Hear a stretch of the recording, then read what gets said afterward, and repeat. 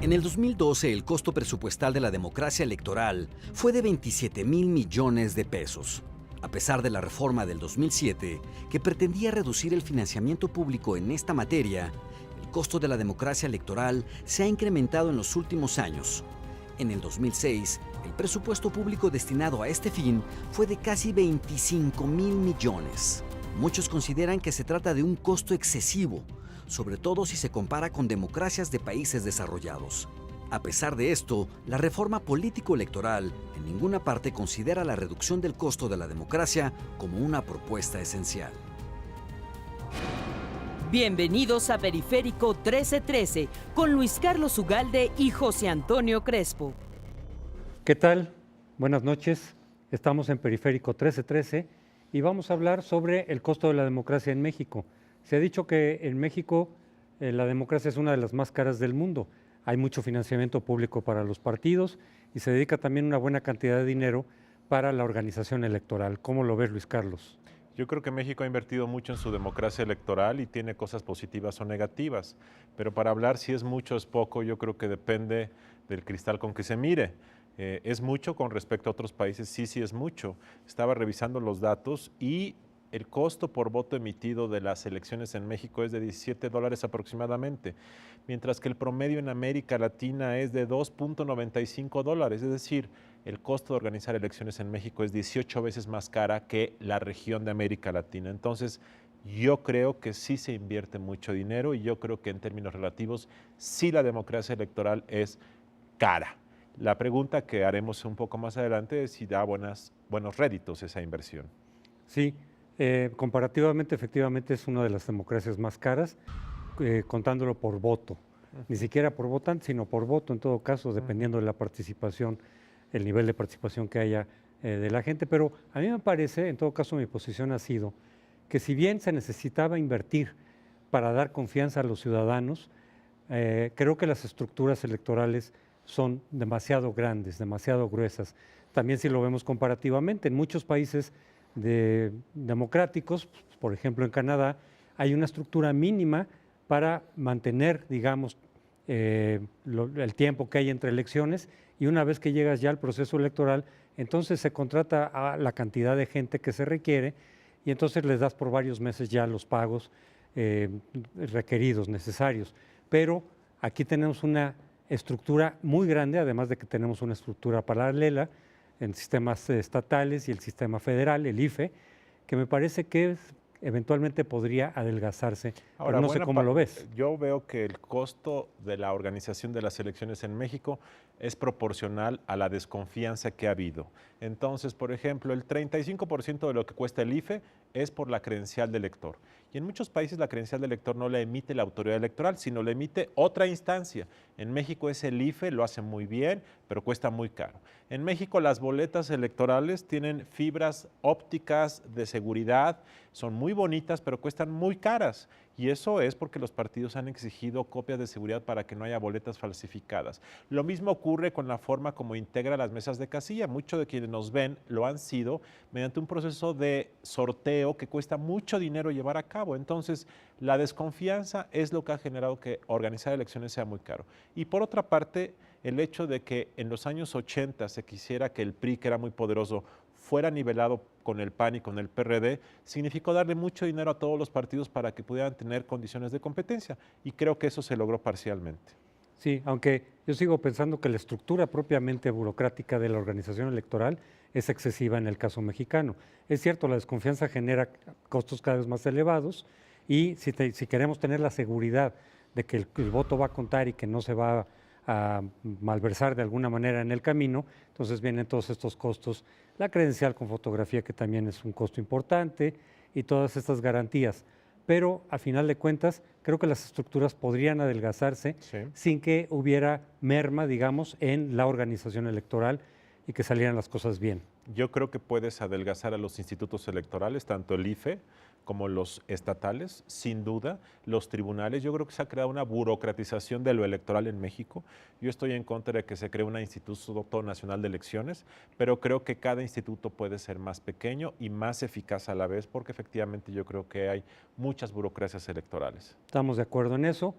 Regresamos al siguiente segmento. El financiamiento público a los partidos políticos ayudó a generar más competencia y mayor pluralismo. Sin embargo, también se ha encarecido el costo de las campañas electorales y se ha generado una adicción por parte de los partidos políticos al dinero público. En México, los partidos se financian con recursos públicos primordialmente, al menos eso dice la ley.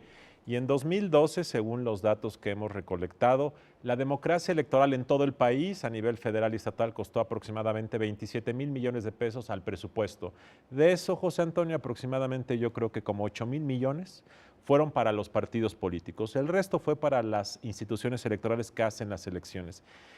¿Qué opinas de que los partidos reciban esta cantidad? ¿Es mucho, es poco, es bueno, no es bueno? ¿Qué opinas? Yo creo que la idea original era buena. Me parece que se optó por favorecer y privilegiar el financiamiento público, por un lado para que hubiera menos financiamiento privado, sobre todo de grandes compañías, que sabemos que, como ocurre en Estados Unidos y en algunas otras democracias, aportan mucho dinero a los candidatos para las campañas, que son muy costosas, para anuncios de los medios de comunicación, pero luego, si sale el candidato que ellos apoyaron, se lo cobran con favores políticos, minando de alguna forma la equidad que debe prevalecer en el Estado, y minando hasta cierto punto también la autonomía del Estado al tener ya muchos compromisos y favores políticos que pagar. Se dijo entonces que sea financiamiento público y también un poco para cerrar la puerta al financiamiento ilícito, que proviene básicamente o podría provenir del narcotráfico, del crimen organizado. Entonces la idea era buena. Lo que pasa es que lo que hemos visto es que de todas maneras hay dinero privado, pero se entromete, digamos, de manera ilícita, y al final de cuentas no fue una contención suficientemente eficaz el dar un privilegio al financiamiento público. Yo creo que el financiamiento público a los partidos tuvo un fin positivo cuando se instauró en 1996, porque niveló las condiciones de competencia. Antes el PRI gastaba el 90% de lo que ocurría en las campañas y el resto 10%. Hoy ya está bastante nivelado y eso ha generado más competencia. Pero lo que tú dices es cierto. Cuando metes mucho dinero en una industria, en lugar de generar que lo privado quede fuera, lo que has hecho es encarecer y encarecer más las campañas. Según un estudio que coordiné hace poco sobre finanzas de las campañas, por cada peso que se mete de financiamiento público, es probable que haya 3 o 4 pesos de financiamiento desconocido, ilegal, por debajo de la mesa. Lo cual querría decir que hoy en México, a pesar de que la ley dice que el financiamiento público, que es mucho, debe ser el predominante, en realidad lo predominante es el financiamiento privado, que no sabemos de dónde viene. Entonces yo creo que estamos en el peor de los mundos, mucho dinero público y muchísimo dinero más privado, tal forma que, por cierto, el costo de las campañas que hemos estado platicando a ti, yo creo que solamente es la punta de un iceberg muy grandote que no sabemos de qué tamaño es. Sí, porque además en la última reforma electoral de 2008, 2009, 2007, 2008, se dijo que se iban a abaratar los costos de la democracia a partir de que el tiempo público, el tiempo oficial en los medios de comunicación se dedicaría durante las campañas a los partidos políticos para que estos ya no financiaran directamente esos espacios. Sin embargo, pese a ese ahorro que se hace a partir, digamos, de este nuevo esquema, de todas maneras, el dinero público que les llega a los partidos no es el mismo, pero de hecho proporcionalmente sí lo es en relación con lo que se ahorraron en términos de los medios de comunicación. Hay un fenómeno que yo veo en los partidos, que es que cuando tienes mucho dinero en una industria, en una organización, vienen muchos oportunistas o muchos adictos. Entonces los partidos están generando adicción burocrática, en lugar de ser maquinarias de movilización del voto temporales, se han convertido en burocracias que se multiplican, burocracias que piden más dinero, burocracias que se aprovechan de sus cargos. Entonces los partidos están perdiendo su esencia de comunicación con la sociedad por el dinero. El dinero genera confort, genera comodidad y yo creo que ese es una muy mala consecuencia de que haya tanto dinero a los partidos en México. Y vamos a las propuestas y a las conclusiones. ¿Qué propone Luis Carlos a este problema? Bueno, yo sí creo que hay un problema creciente del costo de las campañas. El costo de las campañas es diferente del financiamiento a los partidos. Los partidos reciben un peso, pero además entran 3 o 4 pesos desconocidos a las campañas.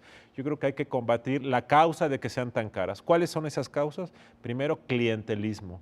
Los partidos todos y la sociedad organizada toda están haciendo negocios de las campañas. Grupos de gente que viene a pedir una cachucha, cemento, dinero en efectivo y partidos que lo dan para ganar votos. Hay que romper estructuralmente ese comportamiento que es voluntario, es un negocio de la sociedad que está creciendo. 2, en muchas entidades, muchos medios de comunicación, sobre todo prensa local, venden cobertura. Hay que atacar ese problema. No hay que estar atacando el punto de venta, es decir, quitarle dinero a los partidos. No, lo que hay que hacer es atacar las causas que hacen que las campañas sean tan caras. Y 3, los partidos están recurriendo mucho a la movilización de votantes. Eso cuesta mucho dinero. Y 2, mi segunda propuesta es, tenemos que quitarle las restricciones al financiamiento privado. Hoy el financiamiento privado ya es mayoritario, lo único es que no se reporta. Yo prefiero saber cuánto dinero privado hay de manera transparente, que se dé con un cheque a un partido en lugar de que se dé en una bolsa de papel de pan, en donde dan 10 millones de pesos en una campaña y no sabemos de dónde viene y ¿sabes lo que ocurre? Que piden favores a cambio. Yo te doy 1 millón a cambio de que tú me des un contrato. Entonces hay que aumentar los topes de contribuciones privadas y dejarnos de esta idea de que el dinero privado es malo. El peor dinero es aquel desconocido que es el que es mayoritario en las campañas. Esa es una buena propuesta en el sentido de que a mayor transparencia pues es mayor claridad de lo que se hace en lugar de que ocurra por debajo de la mesa. Habría que reglamentar en todo caso cuántos serían los montos máximos que pudiera alguna empresa, algún aportante dar a los partidos políticos, pero también en todo caso en esa medida reducir el financiamiento público porque si no ya es excesivo el dinero que se tiene y efectivamente el dinero que se han ahorrado los partidos para la publicidad mediática de pronto la despliegan en lo que le llaman ellos campaña territorial, que tiene mucho que ver con el clientelismo, el corporativismo, que además genera suspicacias. Son prácticas que se utilizan en muchas democracias, pero en México han generado suspicacias en particular y justamente ya se está debatiendo la posibilidad de eliminar o de limitar o de prohibir de plano que se den esos intercambios de bienes por un eventual voto.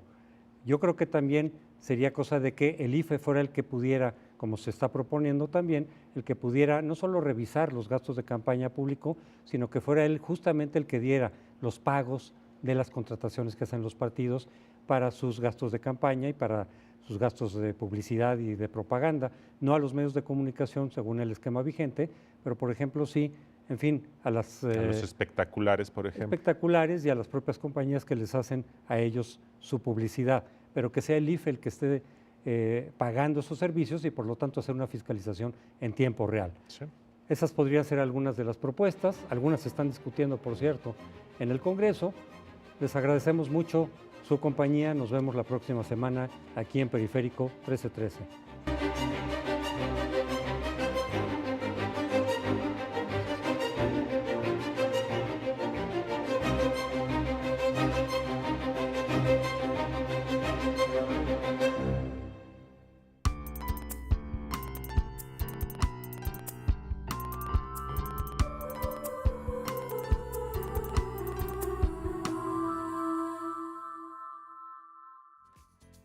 Nadie lo discute ya. Hace mucho que el diseño gráfico figura como una manifestación altamente creativa del quehacer artístico. ¿Quién no conoce al Puma Universitario? El logotipo del deporte en la UNAM, que tantas victorias ha cosechado y ha estremecido a tantos corazones. Es uno de los símbolos más conocidos en nuestro país. Creado en 1974 por Manuel el Pajarito Andrade, rápidamente fue adoptado por los jóvenes estudiantes universitarios y por el público que los apoya. Cumple así con la función de hacer llegar el mensaje por medio de una representación fácil de retener, de agradable contorno y cómoda reproducción, con los colores azul y oro de los equipos universitarios. Y además, se acopla bien con aquello de que por mi raza hablará el espíritu.